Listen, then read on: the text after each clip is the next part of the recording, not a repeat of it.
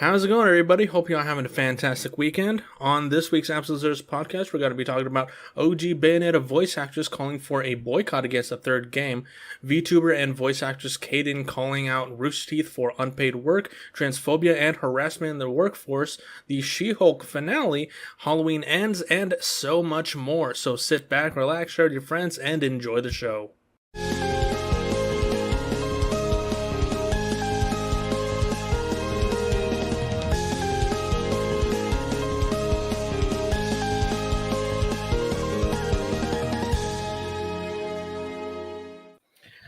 How's it going, everybody? What is up, all you he, she's, and theys? Hope y'all are having a fantastic Sunday, fantastic October so far. I am Josh. With me tonight, we have JC Vibrant. What's going on, Vibe Nation? My name is JC Vibrant. And last but certainly not least, we also have Luca Devil. What up? Where's the money? It's in my bank account. Shut up. Where's my money, Crabs? Hey, Vegeta, where's the money? Oh my God. Hey, Vegeta. Ooh. Vegeta. Let me just start off. Let me just start off by saying this year has been quite the ride, and this year's theme, I finally figured it out. This year's theme is going to be called accountability. Brought to you by sponsors of Holy Shit and Fucking Hell. Looking at you, Blizzard and Ubisoft. That is very much true, very much true. But before we actually get into any of the real topics, I do want to say on the top of the hour, if any of you guys are going to Anime Texas at the end of the month, Halloween weekend, both myself and JC Vibrant will be there. We'll be vibing. We'll be hosting a couple panels. Come join us. Gonna be fun.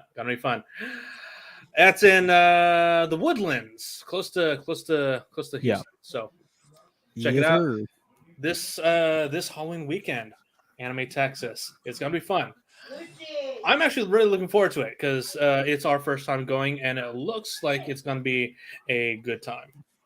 And it's gonna be your first time joining us as a panelist and actually IRL. It's going to be my first panel, like entirely, like that I've ever been a part of. You know, because I've always been in the crowd. I do the whole like Q&A session and everything. But it's like I've always wanted to do a panel, and now I get the chance to do that. I am very excited, and I hope people come with like a good like handful of people at least. Comes with some great ass questions. Yeah, you get to get a taste of. A little taste of what we get into before the real shit goes down in this January with Ikicon. Holy shit! Yeah. And as always, I have food. He has the food. Hey, yeah, congrats, dude. I hope your first time on your panel is a good time. So, Same. Congrats.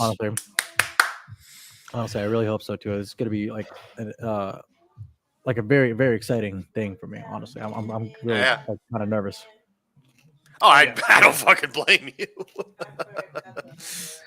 So, again, before we get into the topics, some sad news that happened the past couple weeks. A couple celebrity passings of note. First and foremost, we have the lovely Dame Angela Lansbury, who most of you will probably know as the voice of Mrs. Teapot in Disney's Beauty and the Beast. She also played the main character in Murder, She Wrote. So sad to hear that she passed. Also, Robbie Coltrane.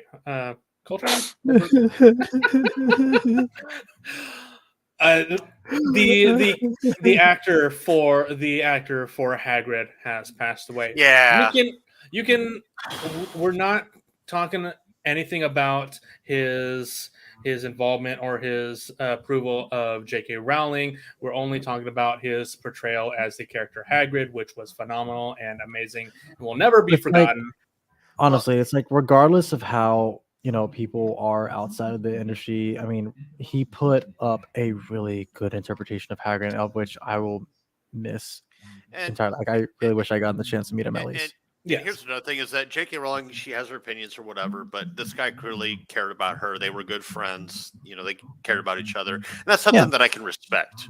Like, we don't have to agree with all of J.K. Rowling's political or social or whatever opinions, but we can still respect that this is a man that loved people. All of her wrong opinions. Yes. He was.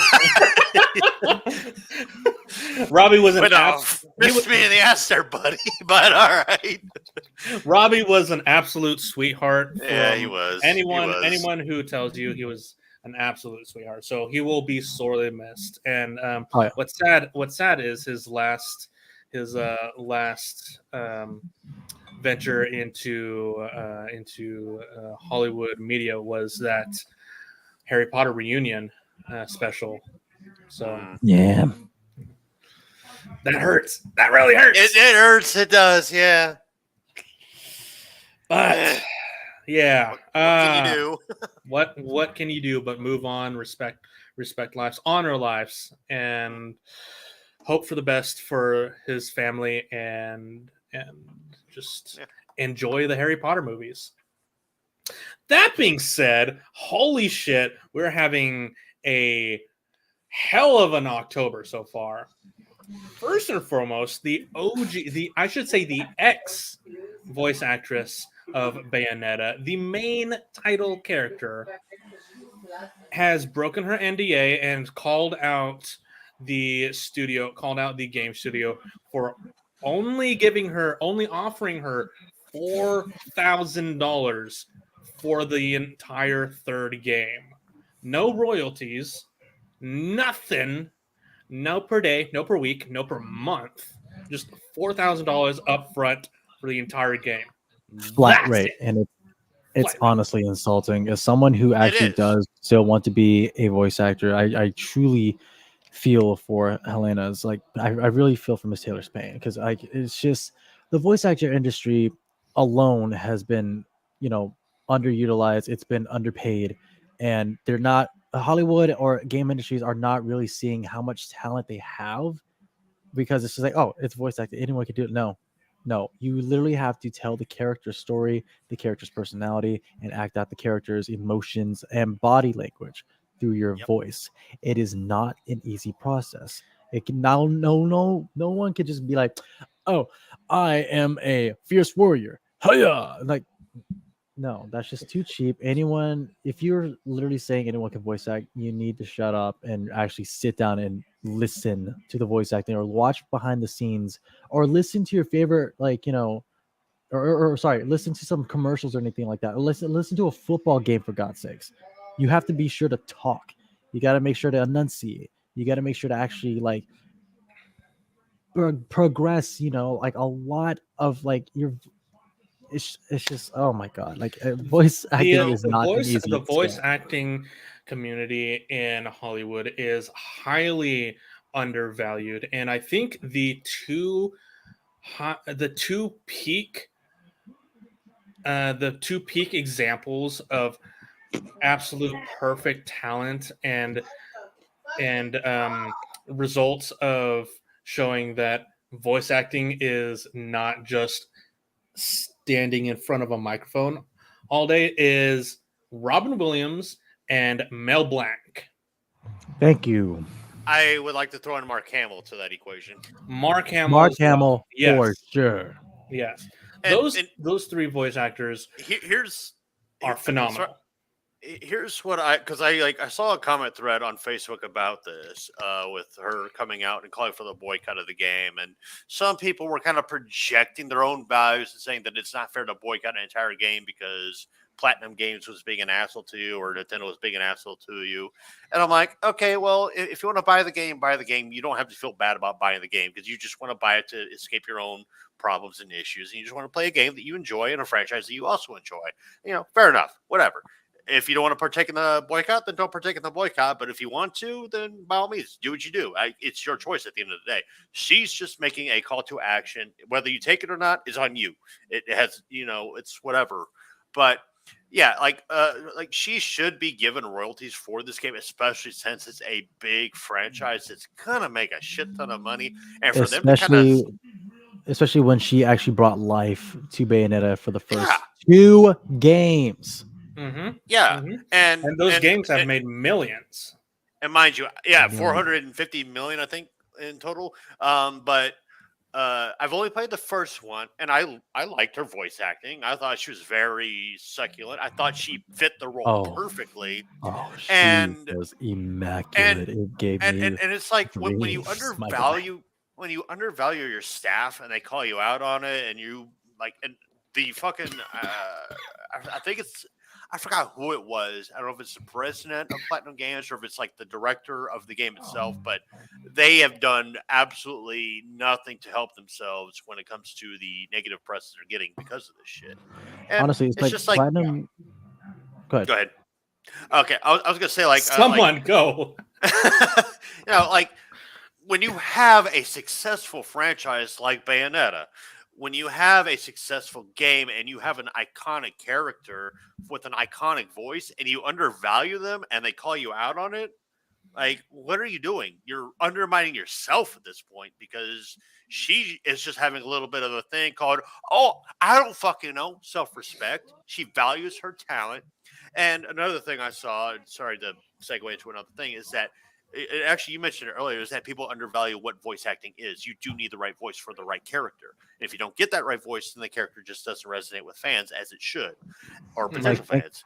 Think about it. Tom Kenny as SpongeBob, freaking Tara Stronga's Bubbles from Powerpuff Girls, Timmy Turner, freaking Rugrats, Yeah. Harley Quinn, like Charles Martinet as of recently as the voice of fucking Mario. And it undermines a phrasing that I've heard many a time. If you're good at something, don't do it for free. Yeah. If you're good at something, never do it for free. Yeah. That's all I had to say. literally, the entire cast of HBO's Harley Quinn TV series is fucking phenomenal. Some of the best voice acting, some of the best acting, storytelling, and possibly my personal favorite iterations of the entire DC universe. Oh, yeah. I agree. Wholesome. Kaylee Cuoco, I was actually skeptical at first because, like, oh, well, it's fucking Penny from Big Bang Theory. Like, I guess it can kind of work for voicing, but no. After thoroughly watching all the seasons throughout the years that it's been out, Kaylee Cuoco, I am blown away. I am blown, like you said, Josh. I am too blown away by the entire cast, and just it brings a new perspective of the characters themselves. So Clayface kills me every time. my dad is a big DC fanboy, which I'm more of a Marvel guy, but we have our disagreements. However, we can agree that we both love Batman. But yeah, he has loved the fuck out of the Harley Quinn series on the DC streaming side. He has loved it top to bottom, and like he's the biggest boomer I fucking know. And he said he loves every second of it. So okay, boomer. Hi, Dad. I'm giving you positive representation here, buddy.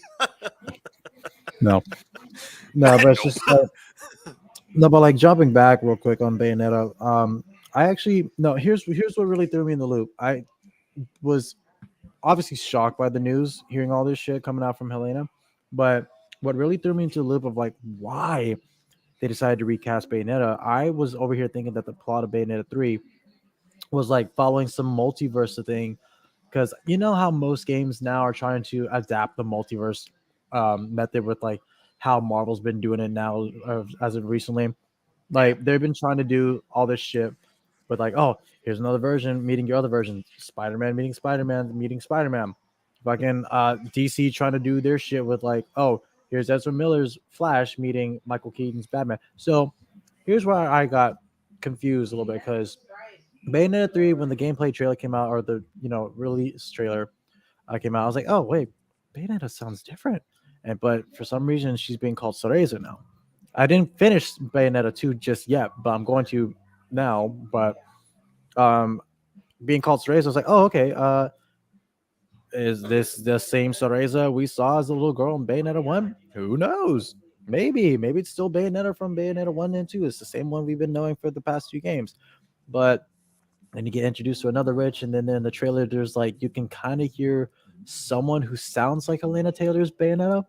And I'm like, oh, Cereza is meeting Bayonetta.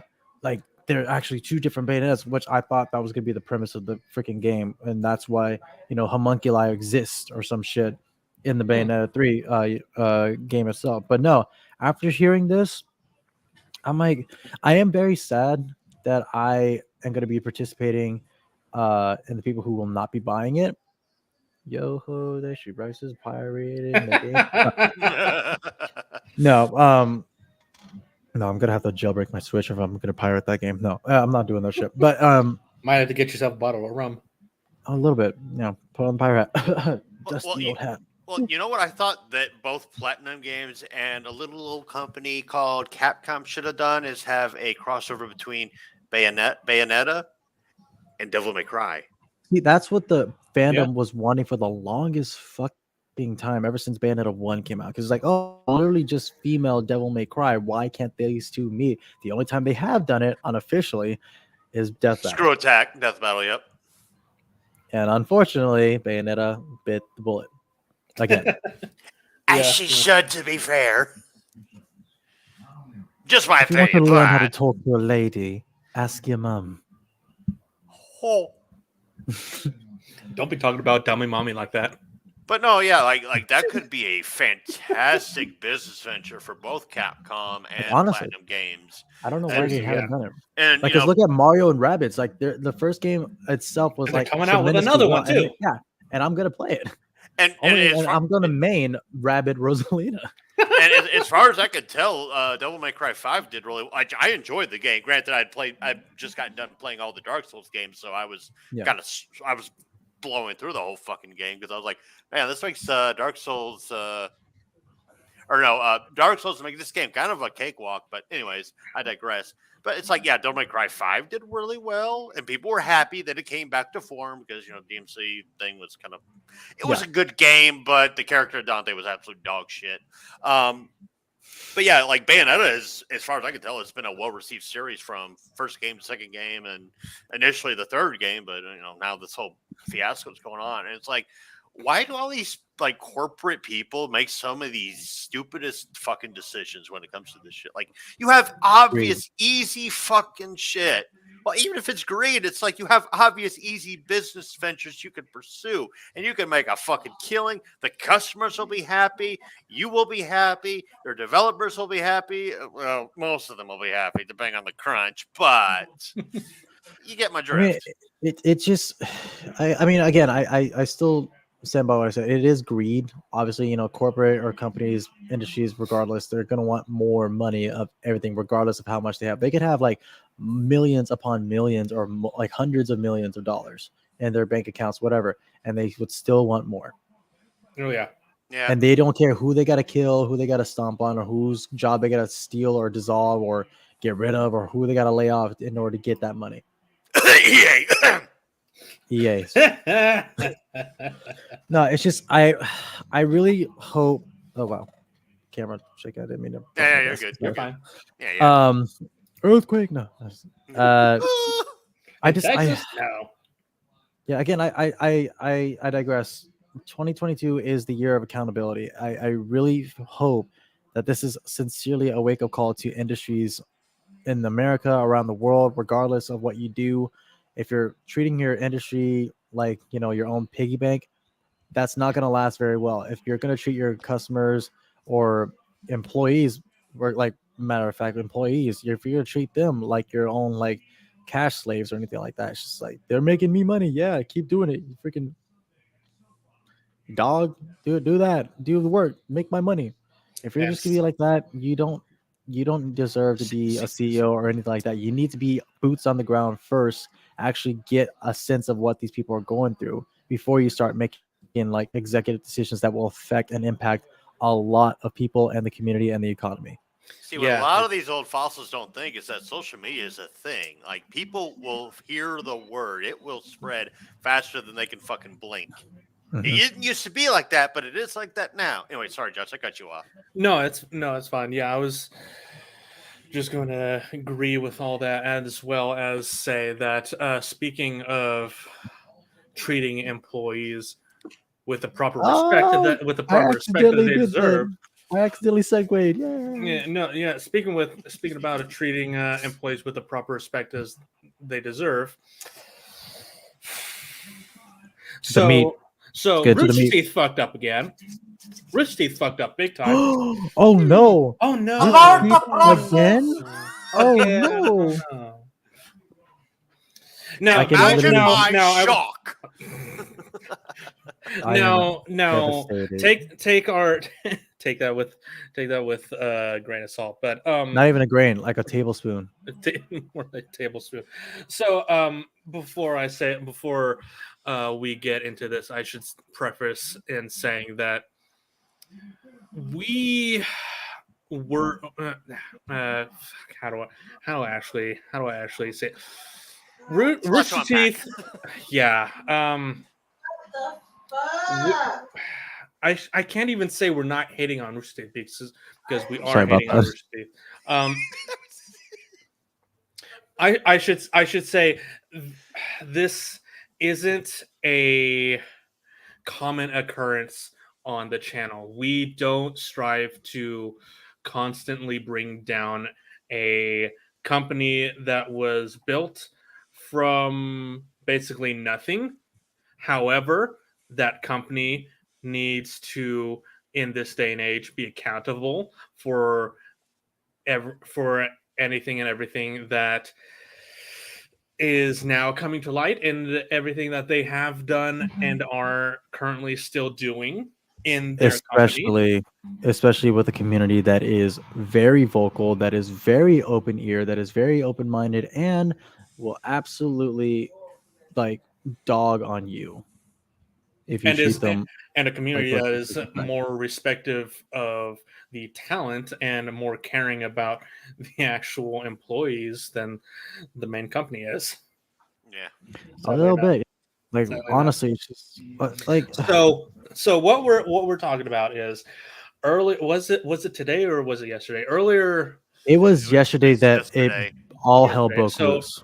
earlier yesterday, I should say, earlier Saturday, the 15th of October, Kdin, a voice actress and VTuber on Twitch. I don't know if she is still currently an employee, but she is still working with Rooster Teeth as the voice of May Marigold and I think Ruby. they may have pronouns. I'm not exactly sure, but let me double check on that real quick. She's a Oh, she. she they yeah, okay, never mind. Okay. Yeah. Oh, sorry. Like I looked it up.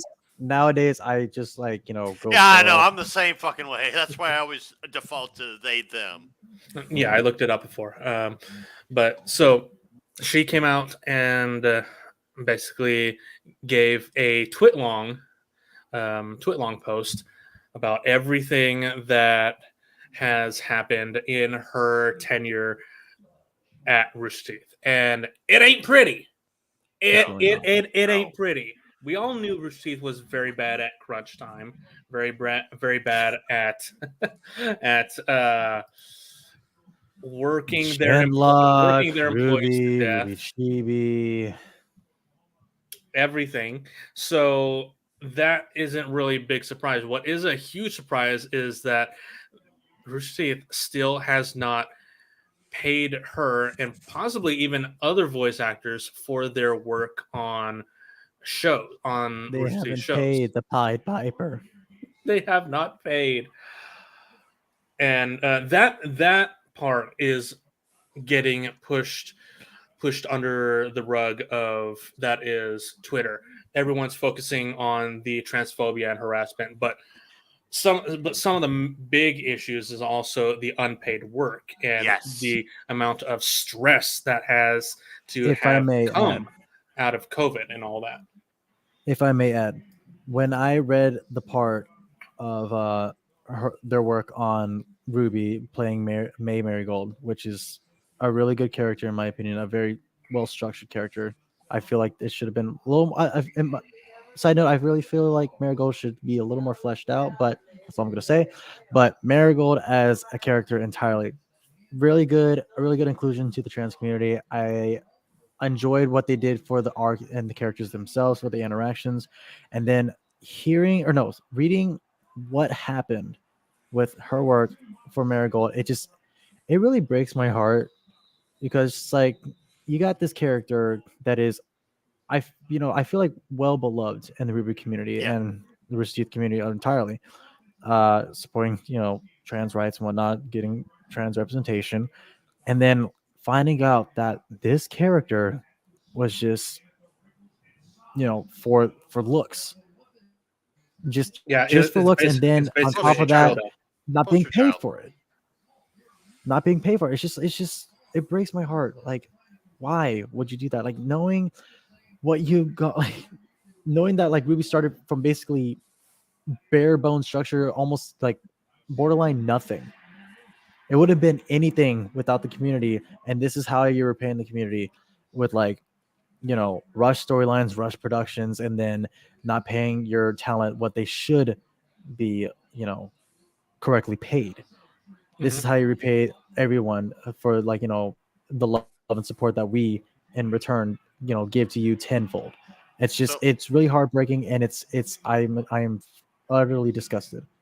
So, like on that, like with the Rush production, that's why Volume 5 is considered by most, not necessarily all, but most, to be the worst volume since they, Oh yeah, switch no. over to a different thing, and it has a lot to do with Gray Haddock and his whole pet project of Yeah, Genlock Genlock. really fucked up everything.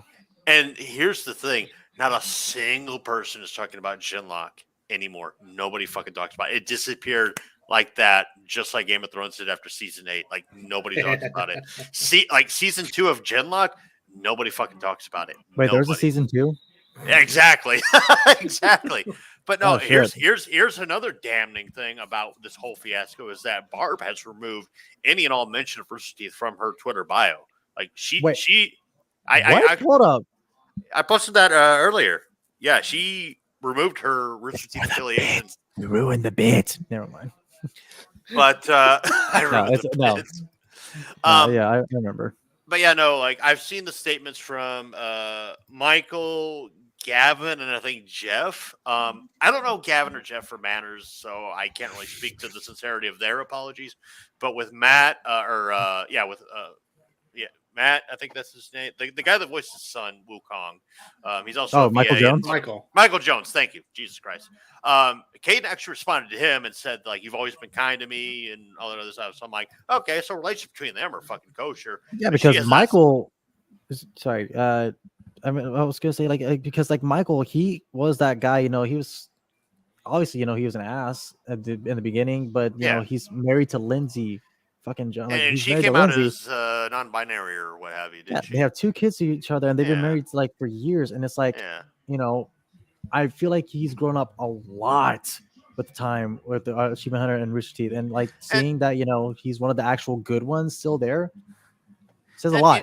Here's my thing as well is that back in like 08, 09, like I had a lot of growing up to do. I mean, I was still in high school. I had a lot of growing up to do. I didn't really think much about gay people or blacks or transgender people for that matter. And hell, that took me joining the military and being in there for a good hot minute to really think about, what they go through, what they're dealing Yeah. with.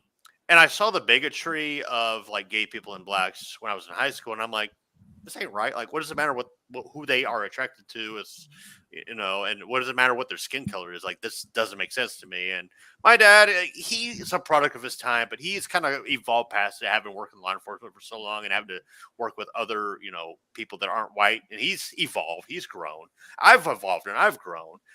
He's a little on the fence on the whole trans thing, but I've kind of come to accept it. Hell, I've even kind of vibed with the whole non-binary thing. I'm like, you know what? You identify as whatever the fuck you are. It's your personal choice, your personal belief, your life. You do what you want. If it doesn't affect me, why the fuck should I care?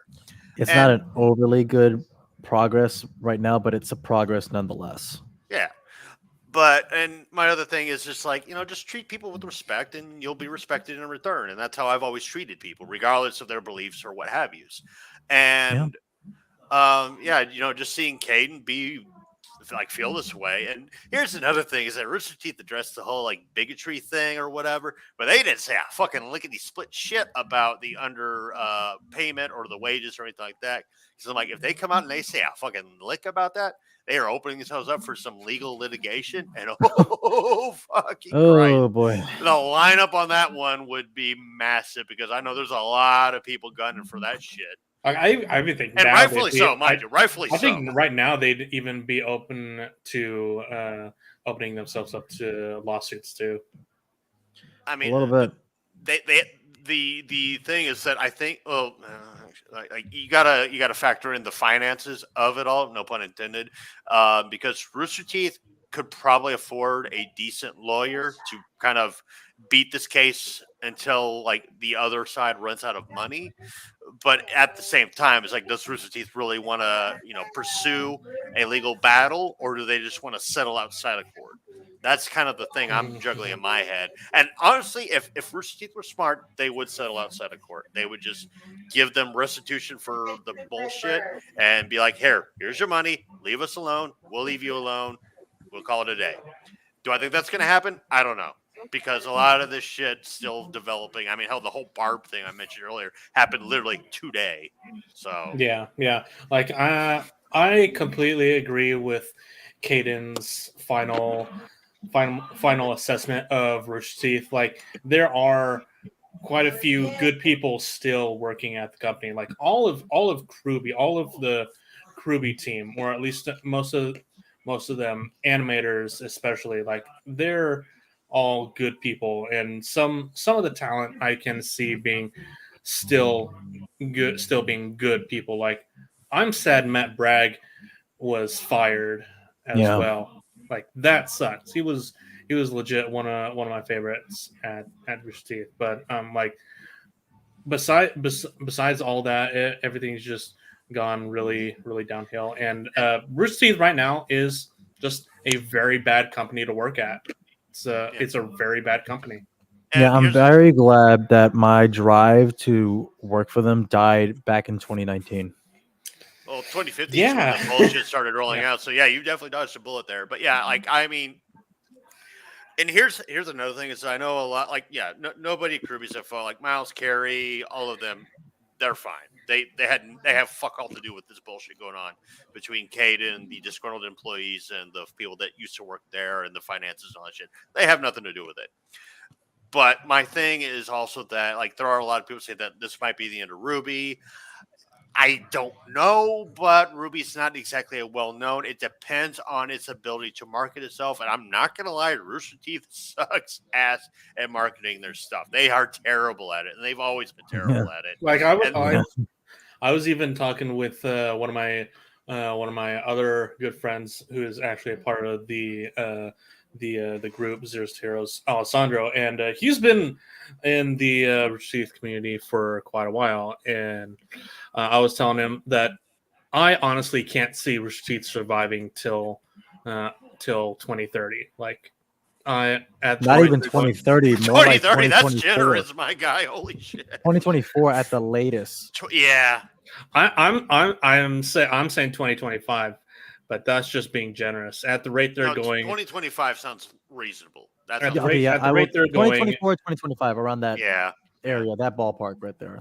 Yeah, but that's what I'm saying. By then, Rooster Teeth will be dead, and hopefully Ruby will be finished by then. Because honestly, Ruby, Anima, and Fuckface are the only actual Rooster Teeth content that I'm actually absorbing right now, and Ruby only because I'm way too invested in the characters. Here's another thing is that what IPs have they come out with that have been successful since the inception of Ruby? Like Red vs. Blue was like their bread and butter from the get-go. Hell, that's how the company got started in the first place. You got them Ruby on the face of the map. Yeah. Mm-hmm. Ruby was the second one to really get them going, and hell, it's elevated them. And to this day, I would say it has benefited them immensely. And I have my gripes with. But what I'm getting at is that this company has not produced any new content, so therefore the company itself is not very marketable, which is why I think Ruby would be kind of left dead in the water until somebody acquires the IP and picks it up themselves. Yeah, the only other real genuinely good IPs they had going for them were Ruby Chibi and Camp. I think. Camp, and then like the small people who actually, or not a small amount of people, but I mean a good amount of people who are invested in Nomad of Nowhere. The story that I enjoyed with Nomad, I really wanted a second season. I was looking forward to that, and then I found out the truth behind everything regarding Nomad, and we are never, ever going to see that. We're never going to see season 2 of Nomad. Does No, that have to yep. do with the whole Gray Haddock situation? It does, Yeah, because yeah. here, Okay. like, long story Okay. short, the Nomad budget was stolen by the Genlock budget because Yep. Genlock went Okay. a lot over. They over budgeted. No, big time. Yeah, there was a video I watched on YouTube. It was by King something. It was King Londock or something like that. But he did like a whole. I'll send you a link. But yeah, he mentioned that a lot of the budget for Genlock was stolen from other IPs, and that's why we're not getting a season 2 of Nomad of Nowhere. Because their contracts with the voice actors, I mean, they got fucking Michael B. Jordan, they got David Tennant, and just like, dude. Okay, okay, his name is Jean the King. I'm going to send both of you a link in the chat here. Yep. Yeah, that's fine. It's a lengthy video, but it's a good video. It's a damn good video. Like the concept of Genlock, I could see working with any other studio. Problem is they had what's his name, Michael B. Jordan and Macy Williams, which were big actors at the time. Especially That's why I said any other and studio. If it had originally come from or been bought by, if the show had been bought by HBO, that it would have worked. It would have worked right off the bat, I think. But I don't know. It's working. It's a fucking nightmare. Imagine working.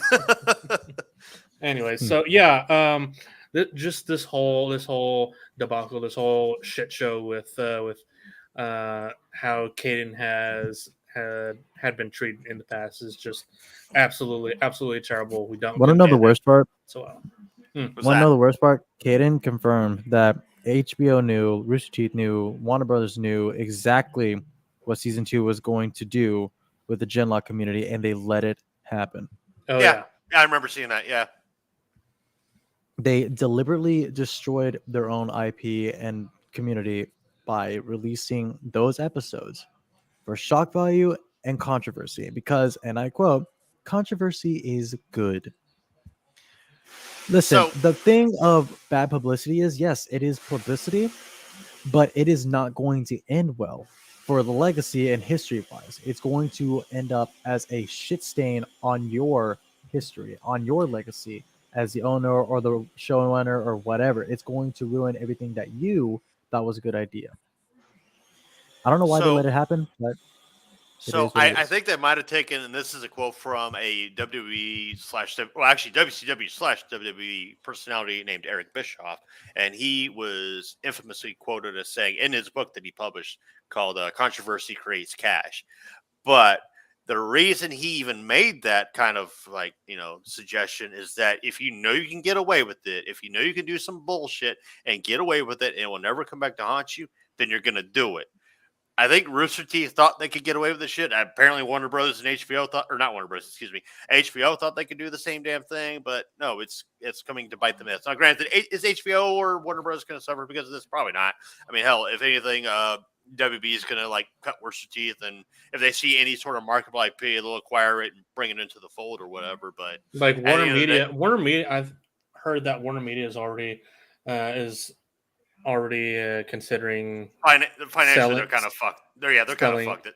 Yeah, selling Rooster Teeth or killing them or whatever. But yeah, it's like they should. Yeah, Rooster Teeth doesn't at this point. Rooster Teeth doesn't deserve to live past. No. Here's where I draw the line right here. So I actually will say this: I want to see Rooster Teeth come back. I want to see Rooster Teeth come back to its roots, to actually what made them a good company to begin with, what made people want to work for them in the first place. A great indie company that produces content for the community. I keep telling you, they sold out way too soon. They really did. And I still fucking laugh at the joke or the little article that Bernie talked to, I think, Forbes magazine or something. I still laugh at the quote that he said, Rooster Teeth's library is on par with Netflix. Bernie, shut up. The fuck it is. So Bernie, So- I need you to reevaluate your assessment regarding Rooster Teeth's content and Netflix content. Netflix content really it runs circles around you, or like it runs Also, it's a Earth billion size dollar laps around platform. you 5,000 fucking Yeah. times. It is $1 billion cup. Like Netflix, I mean, Netflix is in hot water themselves because they're fucking up left, right, and center. But that's another topic for another day. Ads for But yeah, no. $7. But for Rooster Teeth, they wanted to be like Netflix. They aspired to be like Netflix when Netflix became a thing, and they just didn't have the same marketability that Netflix had. And They didn't they know the also first thing about it. they had no idea what they were doing. They were way in over their own fucking heads. And for Bernie to say Ye that, Icarus, flying too close to the sun. Literally, Rooster Teeth. yeah, got two Icarus is a very good comparison to throw at Yeah. Rooster Teeth.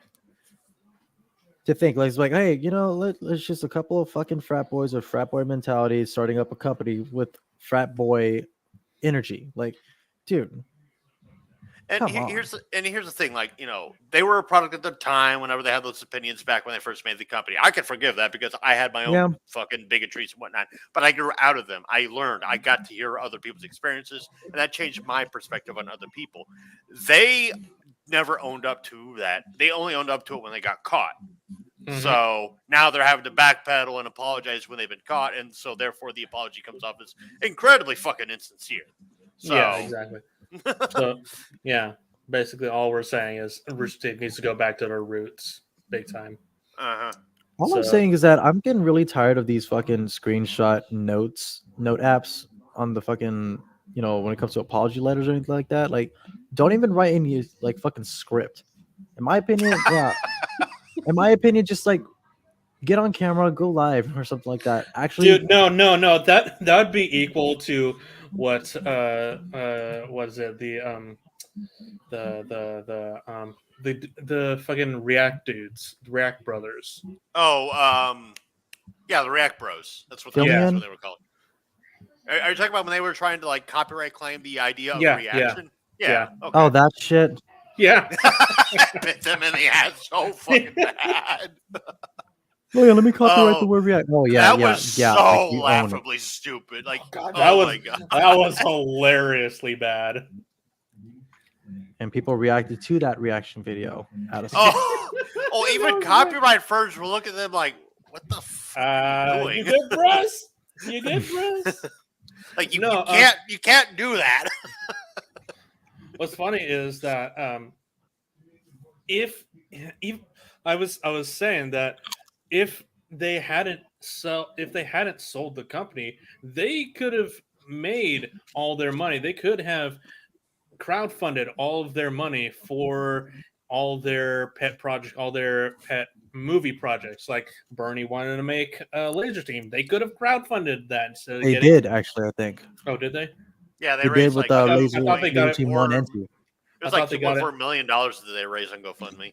Okay, I thought they got it from what's that fucking Full Screen? Maybe.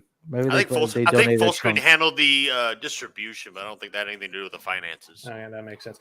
Either way, they could still crowdfund all their projects. Like the Rooster Teeth community would shell out for all that. Like we already do it for fucking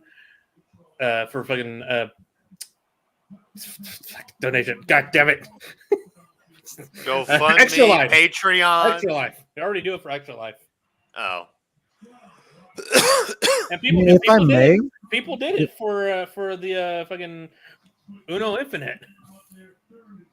I mean, hell, crowdfunding for Unis Honest, for God's sakes, like rest in peace, Unis Honest. They crowdfunded the shit out of that channel when it was still alive. Did Markiplier say they're doing a Unis Honest too? No, that was a fucking joke made by Crank Gameplays, and that was literally just for shock value. There's no way Unis Honest 2 is happening. I actually never got into Unis Honest until the last day or two. So. It is dead in the water like Titanic. Rip. I mean, I would say too soon, but that was like over 100 years ago. So, Dead in the water like Avatar. And you don't even know which Avatar I'm talking about. Oh, James Cameron, you are gonna get a rude awakening when Avatar 2 comes out, man. And 3 I and kinda- 4 and 5. I kind Holy of hope shit. it. I kind of hope it bombs out of spite because he literally like Same. he took Like way I too don't fucking care long. how I mean- good the visuals look. The visual can look spectacular. I hope it's gonna bomb. Hey, I still applaud the fact that Endgame like beat the fuck out of Avatar in the box office. Like finally got dethroned, and I'm like, yes. And then James Cameron got fucking salty and re-released Avatar, which put it back on #1 because it added to the fucking release. I don't Okay. count whatever bullshit money he made on the fucking re-release of it. I don't count that. If that's the case, it should literally just be called Avatar re-release on the box office numbers or whatever, and just leave it at that. Not Yeah, adding more money to what Avatar originally made. Yeah, Because exactly. Endgame, in my opinion, should still stay at #1. Endgame is #1 in my fucking book. So absolutely. the And box office can go suck a big one. no, big time. And speaking of Marvel, I know you haven't seen it. But JC, want to talk about She-Hulk? Are we gonna twerk Oh, on camera? She-Hulk. Damn, She-Hulk. When you taking me to Goddamn, dinner? She-Hulk. When you taking me to dinner, She-Hulk? Damn. And before I just remember. before we get into anything, spoiler warnings for She-Hulk. Tell you how Hey man, what you want to say to Jen Walters? Who? Jen I Walters? can't tell you Son how of many baby? fucking images, gifs, memes, whatever on the twerking thing I've seen. Fucking best part. Best part. Okay. I love it. So let me go ahead and just start out by saying that She-Hulk is by far one of the most comic accurate superheroes I have ever seen on on the silver screen, Be right big back. screen, wherever you watch it. I don't give a fuck. She-Hulk is one of those characters that is like amazing. I instantly fell in love with her when I saw her first when I first got introduced to She-Hulk back in 2005 with I think it was either Marvel Ultimate Alliance 2 or 1. Or no, it was either Marvel Ultimate Alliance 2 or one of the Marvel vs. Capcom games. But even still, the minute I found out about She-Hulk, I was like, "Oh wow, there's a girl Hulk, cool." I started reading more about her. There's a girl She's Hulk. funny. She was funny. She's amazing, and she's got like sass. And I was like, "Oh yeah, that's really cool. I like this." And then finding out she has a show coming, I was like, "Oh hell yeah!" And then each episode got better, in my opinion, regardless of like how people say it. They're just fucking jealous or they're mad about that shit because guess what? The show literally is aware of what the community was going to think before it even released. Big time. And they say so in the finale, too. It's like, God damn. Special guest, Vax the cat. Special guest, Kevin. Oh, Kitty. Hi, Kitty. Oh, he grew big. He got big. Yeah, he's about to be 6 months old next month.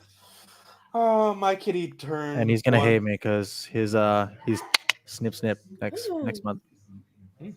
Yeah, my kitty turned 1 sometime in the past month or so. Yeah. Yeah. No, but She-Hulk. Oh my God. Let me. The perfect and most comic book accurate character and show. Yeah, it really brought John Byrne's comic book run to life in this show, and I'm very happy they went with that type of She-Hulk versus like the more modern adaptation. I mean, the more modern adaptation aren't bad; they're great, but the classic John Byrne.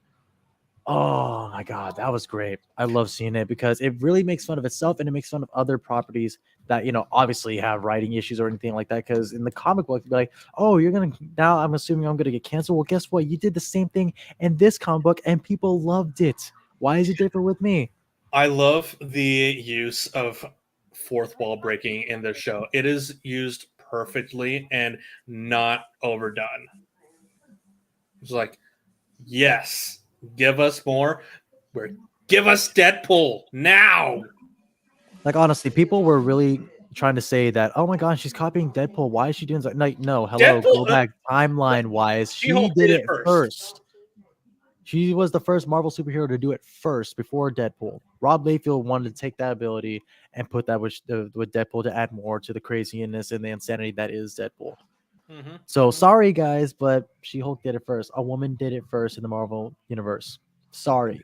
Oh no! All the man boys, all the toxic fanboys are gonna come after us. Oh, I Suck love my how they even call out all the toxic fanboys in the finale with all intelligence. Yeah. Oh my god, a bunch intelligence. of Yeah. fucking Oh, toxic I male love it. masculinity incel shit. Like, oh my god, I loved it. I loved how the main villain of the entire series was toxic masculinity and It incels. Like, I was loved it.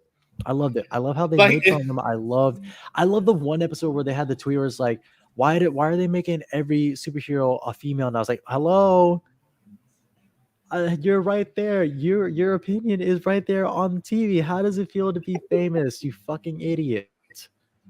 I love how the whole show builds up King Hulk King or whatever his name is, Intelligentsia, the getting the Hulk getting her Hulk blood, and then at the very end just switches it right on us. Like Oh yeah. she was Oh like, yeah. This No. is how you want this to end? The big old CGI fight with Hulk coming down out of nowhere with no Yeah. no preference. Like Abomination. I got flashbacks to Megamind with the one character Yes. voiced by Jonah Hill. Like with the fucking what's his name? Josh in She-Hulk turning into Mhm. fucking Josh Hulk, whatever. Like I literally got flashbacks to that. I was like, oh, is he gonna make the fucking speech? It's like, there's no Easter Bunny, there's no Queen of England, and there's no superheroes. Like I literally thought he was going to go that route. That would have been great. And Oh my I god. burst out laughing when the Marvel splash page came up. It's like Yeah, the Disney Plus what the page, like, hell? oh my god, this was so good. Like they really went out of their way to go full on John Bird, like John Bird's on this bitch. It's like, dude, I am so happy with this. And then you get to meet Kevin, the Kevin bot. Kevin. Oh my god, it was amazing. I loved it. He even got the little like Kevin flag he had to match. It was What's funny is that in early iterations he actually had a hat, an actual cap, and yeah, Kevin was not about that. He didn't like that whatsoever. So they just integrated it into the robot. It's perfect. It's great. I love it. I love it. just like if it like oh man, I can only imagine like if Stanley were younger and he was alive like right now, I can only imagine how they would have handled that cameo with She-Hulk meeting Stanley. I could only imagine how they would have handled that. Dad? It's like, Grandpa? wait, it's like She-Hulk. Wait a minute, I helped made you. What are you doing here? Like, wait, you were my creator? Yeah. What's wrong? How can I help? Hi, God. It's me, Martha. It's me, She Hulk. Hey God, it's me, Martha. I'm home. I so I didn't hear this first time, but if you listen closely, there's a comment that Kevin makes about them doing a secret Black Panther project or a secret project. A secret new project, and there's the Black Panther the Black Panther music in the background. So it's confirmed there is going to be something new with Black Panther coming out. That isn't Are Wakanda. you talking about the bit where it's like, hey, don't transform on camera, wait for the cameras off of you and then turn back because the visual effects artists have like moved on to something else? Yes, I think that's what. Yeah, no, that was in reference to Wakanda Forever because that's the next project coming out. I don't think so. I think it's No, something no, no. new. After She-Hulk, it's Wakanda Forever, and that's going to be the closing. That's going to be the closing scene, the closing chapter for Phase 4.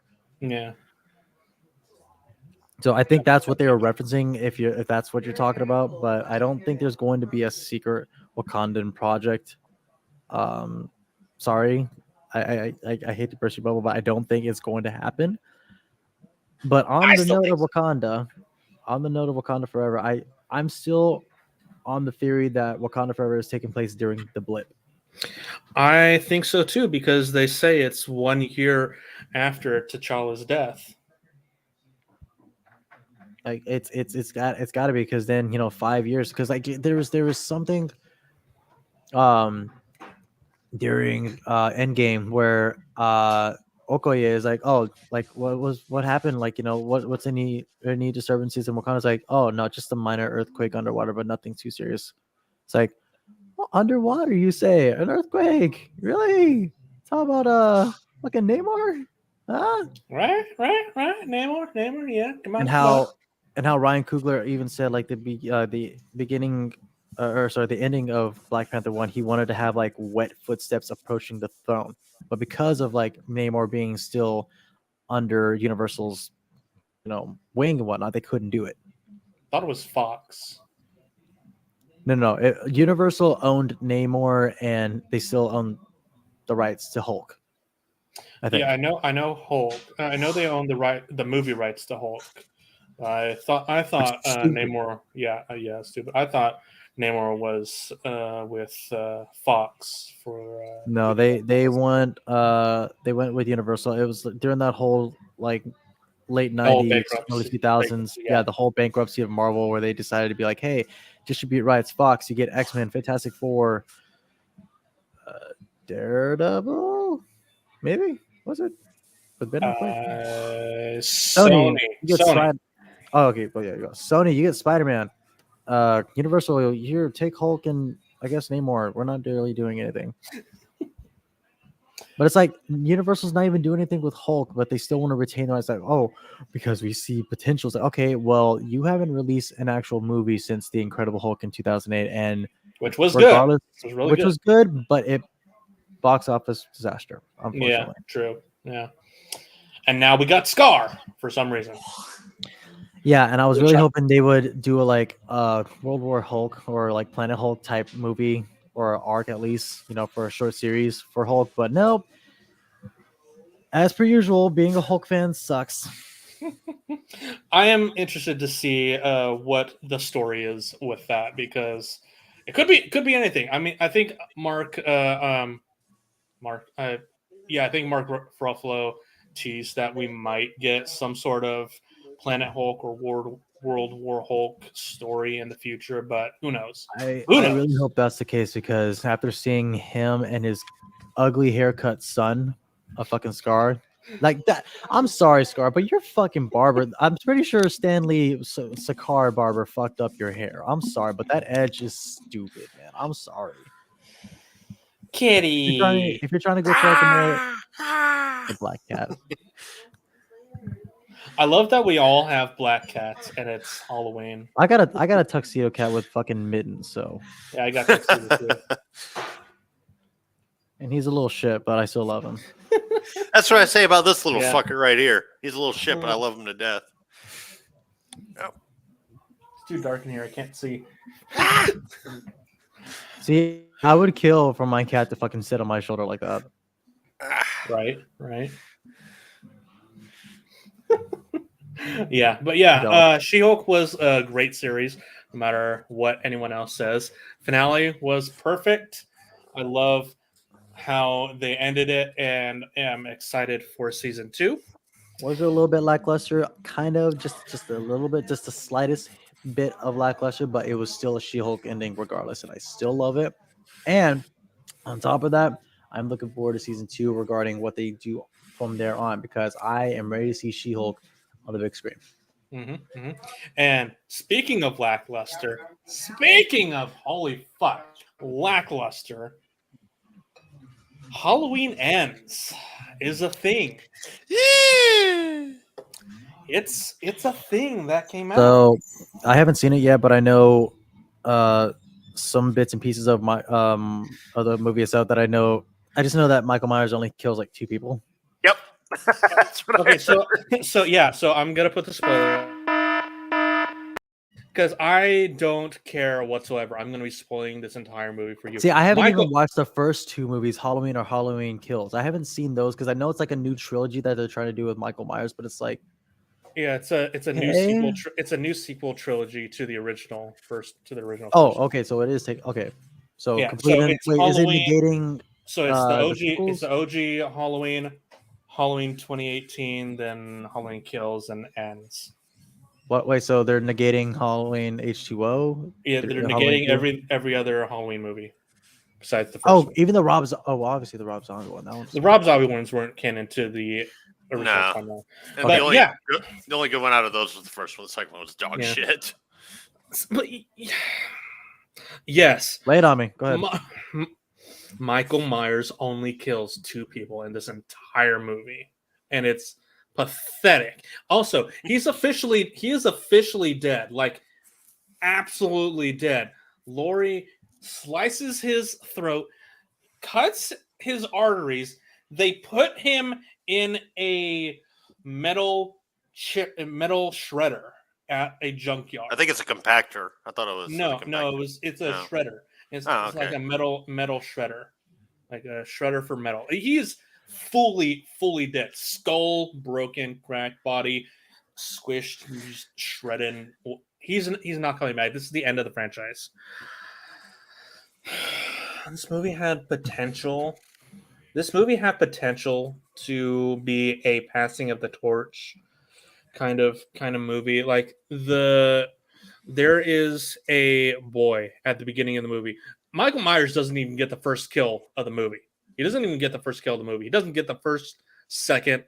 How are you not going to give the first kill to the actual monster or the killer that you're trying to market? Like, how the fuck does that even happen? So how it goes is there's a couple who has a kid. He has to be babysat by a male babysitter. A couple will go out for a Halloween party and whatnot. The kid is being a little shit and locks the babysitter in the attic upstairs. The babysitter starts getting hysteric and banging on the door, trying to kick it open. And when he finally kicks it open, the kid is standing right in front of it. Kid knocks backwards, falls flat on the ground floor. By the way, attic is 3 stories high. So yeah, falls flat on the ground, blood everywhere. Parents come in right at that moment when he falls down. They see everything. It's a mess. So yeah, the kid is the main antagonist of the entire movie. He is the passing of the torch character, and he has an obsession with Laurie's Laurie's granddaughter, who's the survivor of Halloween Kills, because Halloween Kills, the mother dies. And what's absolutely stupid is that Halloween Ends takes place 4 years after Halloween Kills, when all 3 movies could have taken place over a single night, over a single Halloween weekend. And it shows for how absolutely pointless this movie is. Because they really could have gone the whole John Wick route and be like, this is going to be the worst weekend of your fucking life. Exactly. It perfectly sets up for it. Like, Halloween Kills perfectly sets up that Michael Myers has transcended humanity and become the embodiment and personification of evil, because he gets shot, stabbed, and beaten multiple times and still survives. So, but no, they don't go that route in the second movie whatsoever. So yeah, is it wrong for me to is it wrong for me to say that I'm getting kind of tired of just like rehashing old slashers, killers, whatnot? Because I'm want to see a new killer. I want to see a new type of monster. I want to see like the new era of like slashers. Like I'm tired of seeing Ghostface, Freddy Krueger, Jason Voorhees, Michael Myers. I'm kind of sick of seeing them. And then the Chucky franchise that they got going on with the TV series. It's the only thing that I'm hearing good things about. I love the Chucky series. It is phenomenal. Like I still have to finish the first season to move on to the second season. The only good monster / killer that actually went well was Pennywise.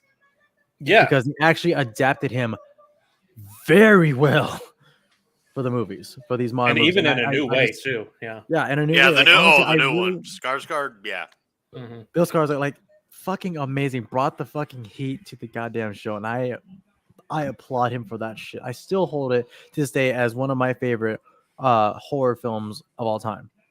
Oh, Both absolutely, 1 and 2. absolutely. Like Yes. the visual effects, yeah, great. But like the suspense, the gore, the intensity of Mhm. Pennywise's character. Absolutely. Oh my Oh, yes. god. I was scared. Mhm. Me Hiya, me too. Georgie. Hiya, Georgie. You wanna We all ballerina? float down here. Like dude, that opening scene had me on fucking edge. I will not lie. Yeah, but I completely agree with you. Like the new Scream movie, the Scream reboot, soft reboot. See, Scream 5 was pointless. It was dumb. I will. I don't mind them bringing back old classic characters as long as they do something new. Like with Hellraiser on Hulu, I've heard nothing but good things about the new female Hellraiser on Hulu. Oh, it's on Hulu. Okay. On So Hulu. I'm not gonna lie, I've never actually been fully introduced to the Hellraiser series. I know what Hellraiser Me either. Me either. Robot Chicken. Those movies are unfortunately. fucked. Those movies are fucked up. Yeah, the classic first ones one- I know are like fucking like The whoa. first one's really Mhm. good. There's one I don't remember which one it is, but it's basically this doctor like drugs a bunch of people, and they think they're seeing the Hellraiser, but like Hellraiser himself has nothing to do with the fucking movie, and it was honestly it was a shit show. Yeah, the first one was really fucking strange, weird, but good for its time. Mhm. And then I haven't seen the remake that I think that just came out. So Yeah, it just came out on Hulu.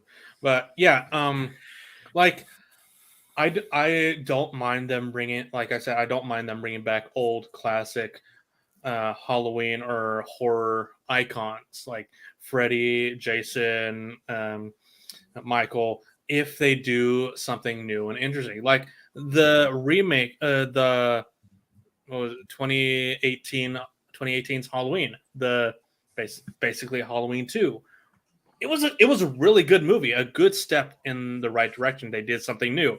It was like 40 years, 35 to 40 years after the first Halloween movie. Michael Myers had somehow been found and gotten arrested, put in jail for all those years. He got out.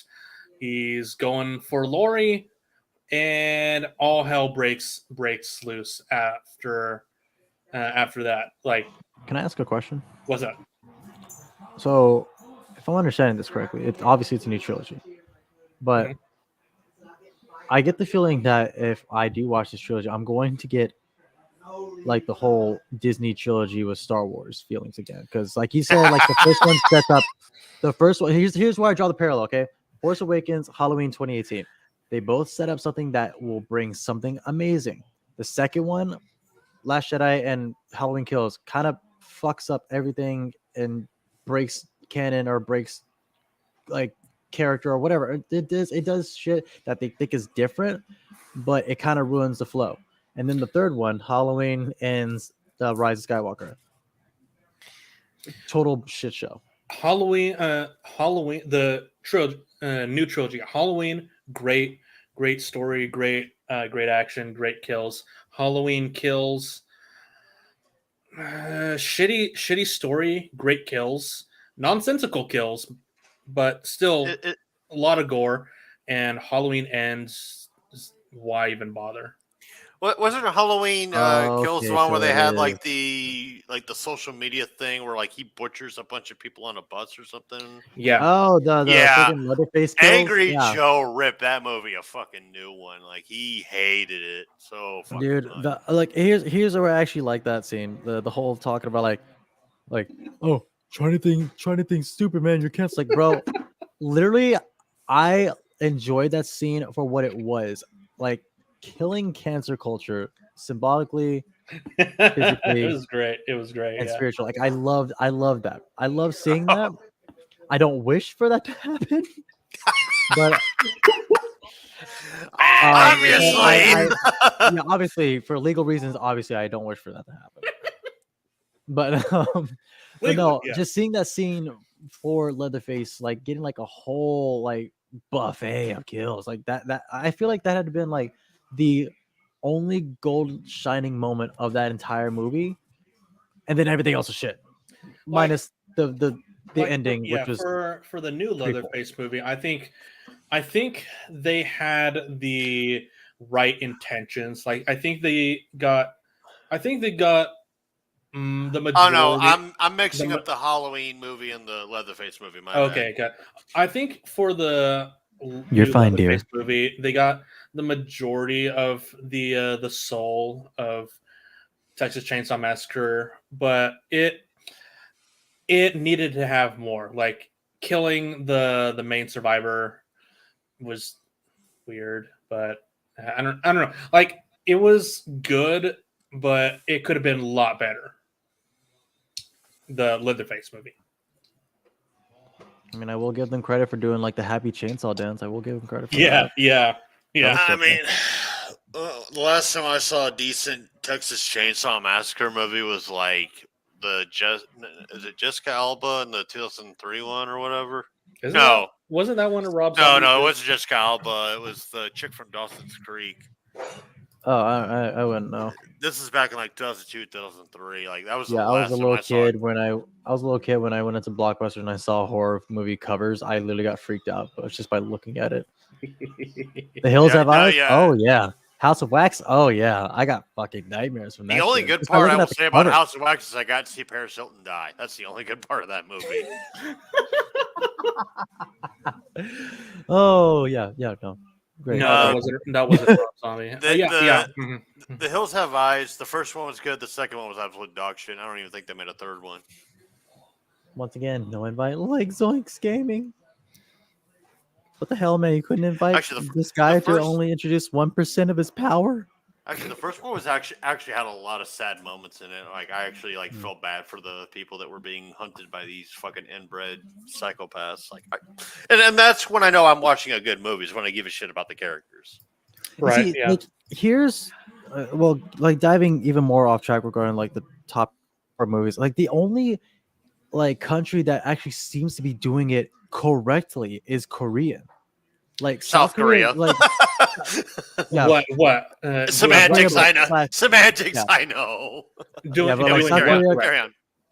Okay, like horror films. Okay, because like Train to Busan. Oh my fucking god, you need to watch that. It's on Netflix. That fucked me up. Dude, Train to Busan, it has to be like one of those mindfuck films on Netflix right now, done by Korean actors, done by Korean team.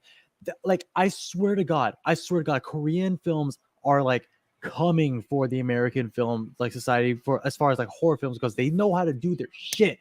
Squid Game, and then for some reason America wants to remake it. Fucking great. I wonder why. But no, TV show wise, like I watched Sweet Home or Home Sweet Home. I forget if it's called Sweet Home or Home Sweet Home, but either way, I think it's Sweet Home. Yeah, that was a good show. I mean, the ending was a little fucking weird, but the show was really good.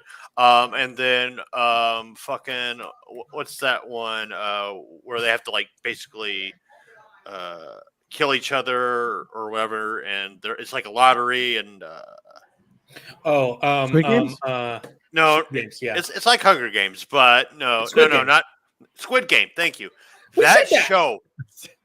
Squid Game fucked me up so hella bad. Like, the first episode, holy shit! First episode. I mean, once I got to, I think it was episode when you talk about 6, shock value, holy shit! When I got to episode 6, I legit had to take a break from that show because headphone warning. Like Zoinks Gaming, if you're not gonna watch Train to Busan, you are the biggest pussy I know. Oh God! All love and respect. I'm sorry. I think it was episode 6. It's the friend word that the old guy and the main dude had. I think it was episode 6. If not, it was episode 8. Either way, that show screwed me up in plenty of fucking ways. That I had to take a fucking like 2-day hiatus from that show. It fucked me up so bad before I could finish it. Like I just saw, and even then, once I finished, I was like, Jesus Christ, this show sucks. Like, I mean, it's great, but it sucks. Like I just saw that The Nun is getting his sequel, and it's already started filming. No, just I'm but tired no, of the Nun, the Conjuring, fucking It's over. It's done. Hauntavaditis or whatever creepy ass ghost demon show bullshit. Like I'm tired of the paranormal crap. jumping back a little bit, like on Netflix Korean films, like I got a small list from my coworkers because they did recommend these. They're the reason why I watched Train to Busan in the first place because I never heard of this shit and I watched and I was like, dude, holy shit. There's a lot of great Dude, Korean movies on Amazon Prime. So like 3 other ones I still need to watch. One is called Kingdom, the other one is called The Sadness, and the other one is called Alive, but it's like spelled #alive. Because the basis of #alive is zombie apocalypse, but it all takes place like from the perspective like how it is, like how you're looking at me now. It takes place in the perspective of like a streamer trapped in his apartment trying to stay alive from the zombie apocalypse, and you just see this fucking society around.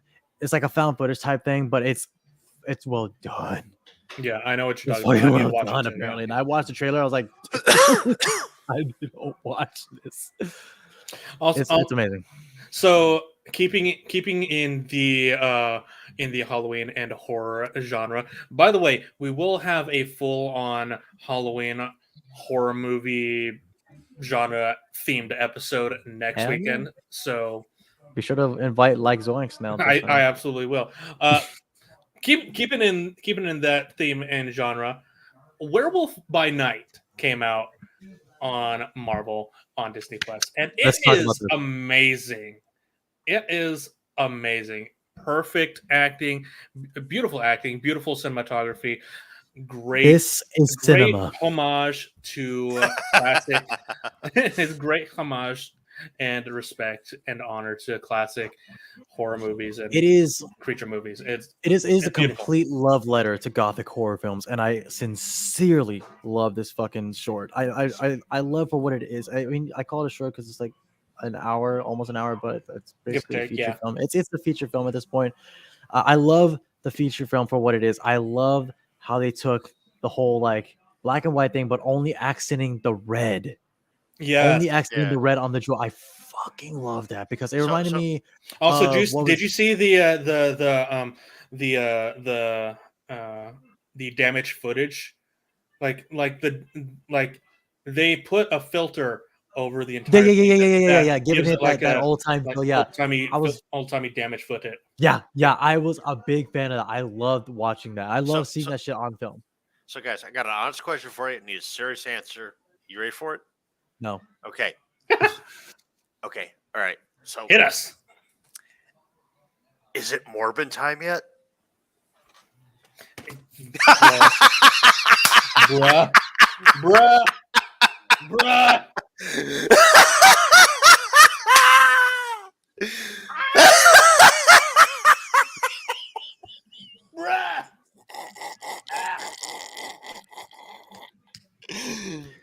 Now you listen here, you little shit. What you talking about? It's always Morbin time. Power Rangers go. Look, I'm getting like it was funny for the first couple of days and maybe the first 2 weeks, but now it's just before or after the first release. I mean, the second release. My bad. Sony really thought that people were loving Morbius that they re-released it. Like, are you fucking kidding me? Like, oh my god, Sony, it just shows how out of touch you are, you fucking moron. People were memeing it because the movie was sucked.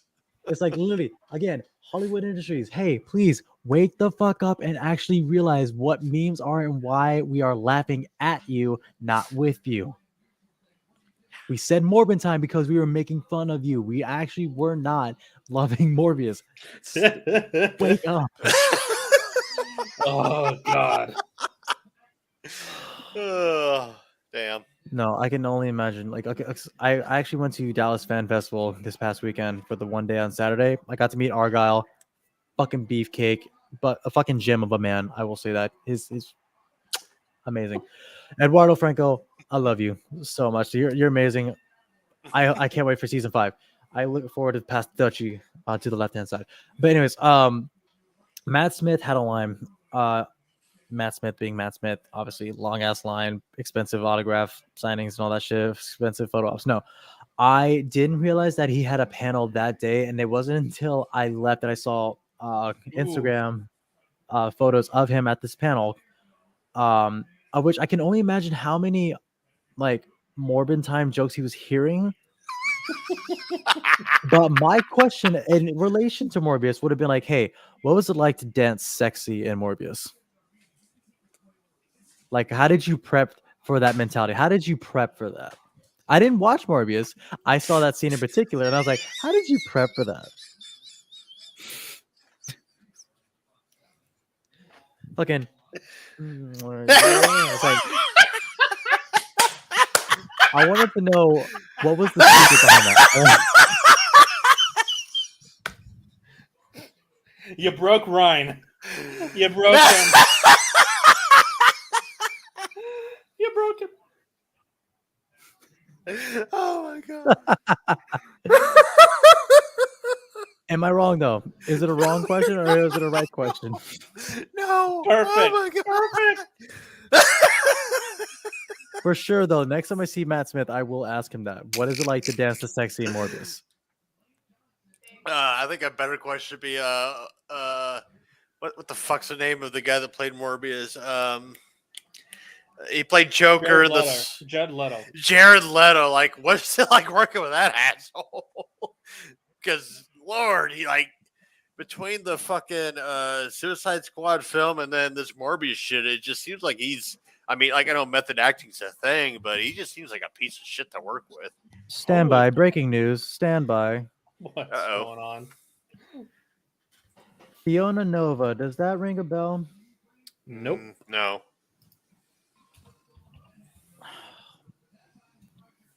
The director of Dead Little Roosters. Another RT member got fired. Which Dead Little Roosters? Dead Little Roosters, that sounds familiar. I've heard of that one. Which Dead Little Roosters? I think just in general, Dead Little Roosters. Because, Fiona Nova, she. Like, she was part of the Rooster Teeth team, and I just. Hold on, I need to look up more background information. I'm deeply sorry, Fiona. I promise you, I am not doing this out of like first realization of who you are. Okay, let's see. Fiona Nova, known professionally as Fiona Nova, obviously as a content creator, production coordinator, streamer, cosplayer, and actress who was a recurring host at Achievement Hunter. She was a showrunner of the and host of This Just Internet and Effing Around with Iffy and Fiona. Also, the voice of Agent One in Red vs. Blue Zero. So basically, yeah, another Rooster Teeth employee got. Oh, she's my age. Fuck. She got her job got dissolved or fired. So it's all I know is that she just tweeted, "Oh no, my job." Exciting news. Wait, hold on. Exciting news. I'm doing cream streams or streams. Kissing. Okay, an attack. Oh, an Attack of the Show. Shit. Attack of the Show. Yay! I forget that they're still back. I forget G4 is still back. Oh, the no, they're not. The person that pitched the idea of Nomad Out of Nowhere just released a Twitlonger post. Oh shit! What? Hang on. Please link that. Jordan Whitman. That's the name of the creator, right? Yes. Okay. Yes. Yeah. Let me send you both the link. It'll be in the private chat thingamabob. Right. Okay. When I pitched Holy Nomad Out of Nowhere, shit. I was told I may not have a directorial role on the show. I responded with, "That's okay, so long as I can at least be responsible for the art." This never happened. After my pitch meeting, I was asked to leave so they could all discuss something. I was later told it would be greenlit, and that was that. No contracts were given for me to sign. No new negotiations, nothing. I was later pulled into a meeting with Maggie, who mentioned not to get my head too deep into Nomad until Camp was done. I said okay and did just that. But as Nomad started, and I asked to talk to Jordan, the now director of the show, about my ideas, the meeting was always pushed and was walked around. I need to post this to my fucking Discord. All meetings discussing the show's direction, I was never given the opportunity to be involved with. What made it into the show was all the pre-story work, concept art, and world building, which I did for free on my own time, i.e., I made an outline for episodes 1 through 12 and those stayed relatively true to what I wrote. Initially 1 through 24 as a mini series with the ending of it, or the entire thing being written already. For fucking holy shit. Style that I pitched was Greenland. Why they picked up the show to begin with was thrown out the window. Art calls were not being made by Jordan Surwitz, who had 0 years of any art direction, education, or experience. And I was shocked to see in the first art review I now had to work in an art style I did not feel comfortable with my own show, and it would hurt the show's production schedule. First meeting, yeah, because they went with like the camp style for the art direction. They were So the first meeting had books laid out on the table, and they were feature film Ghibli art books, as well as Professor Layton for the background and character design. I mentioned this would be impossible if you want this done within a year. And spoiler, they wanted it done in months and ended up looking nothing like the reference. okay, so we'll probably talk about this later, but or some other time. But wow, yeah. So basically, basically, yeah, things aren't going Rooster Teeth's way. Things are fucked. Oh god damn it, Rooster Teeth, just fucking everything. Anyways, damn, what were we? I think this would be like a good. What were we talking about before? Oh yeah, the Harrison Ford thing where he's going to be. Yeah. I wanted to talk about that rumor. By the way, it's still a rumor, not confirmed, but there is a rumor that Harrison Ford could play Thunderbolt Ross, General Ross, in the Thunderbolts movie. Cool, I would just say, better way to end your career than being in the fourth Indiana Jones. Fifth. Or fifth Indiana. Oh, there's a fifth. Wait, what? Yeah, the fifth Indiana Jones movie coming out sometime soon. Cool. We got Harrison Ford coming to replace William Hurt, a dead guy, for a role that is already well known in the MCU. Cool. Now recast T'Challa. Oh man, what is the the entertainment industry is just shitting itself for the month of October. Like, holy fuck. Wakanda really forever. I mean, shit.